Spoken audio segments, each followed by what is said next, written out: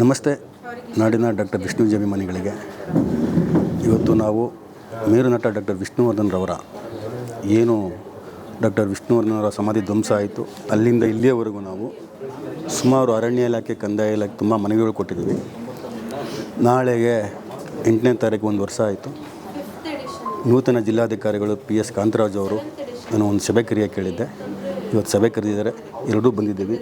ನಮ್ಮ ಹೈಕೋರ್ಟ್ ವಕೀಲರು ಏನು ಕೇಸ್ ನಡೆಸ್ತಾ ಇದ್ದಾರೆ, KS ಅರುಣ್ ಬಂದಿದ್ದಾರೆ, ಮತ್ತು ನಮ್ಮ ಕನ್ನಡ ಒಕ್ಕೂಟದ ಅಧ್ಯಕ್ಷರು ನಟರಾಜ್ ಬೊಮ್ಸನವರು ಬಂದಿದ್ದಾರೆ, ಮತ್ತು ನಮ್ಮ ವಿಷ್ಣುಕಟ್ಟೆ ಗೆಳೆಯರ ಬದ ಅಧ್ಯಕ್ಷರು ನಾರಾಯಣ್ ಹಾಗೂ ಟ್ರಸ್ಟ್ ಕಾರ್ಯದರ್ಶಿಯವರು ಬಂದಿದ್ದಾರೆ, ಮತ್ತು ನಮ್ಮ VSS ಶಿವು ಬಂದಿದ್ದಾರೆ, ಮಧುಸೂದನ್ ಗೌಡರು, ಖಜಾಂಚಿ ಚಂದ್ರಹಾಸು, ಮತ್ತು ನಮ್ಮ ಚಂದ್ರಶೇಖರ್ ಬಂದಿದ್ದಾರೆ.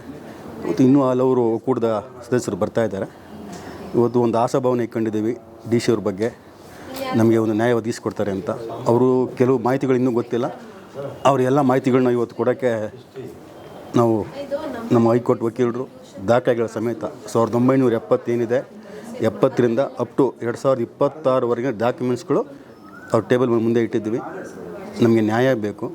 10 ಎಕರೆ ಹೊಸಪಡಿಸ್ಕೋಬೇಕು, ನಮ್ಗೆ 10 ಗುಂಟೆ ಕೊಡಬೇಕು. 20 ಗುಂಟೆ ನಾವು ಅವರಿಗೆ ಅರಣ್ಯ ಪ್ರದೇಶ ಹೊಂದ್ಕೊಂಡಂತೆ ಅದು ಮನವಿ ಕೊಟ್ಟಿದ್ದೀವಿ.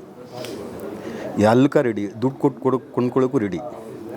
ನಮಗೆ ಅಂತ್ಯ ಸಂಸ್ಕಾರಾಗಿ ಜಾಗ ಬೇಕು. ಹಾಗೆ ಹೈಕೋರ್ಟಲ್ಲಿ 2 ಕೇಸ್ಗಳಿದೆ. ಅಭಿಮಾನ್ ಸ್ಟುಡಿಯೋ ಮಾಲೀಕ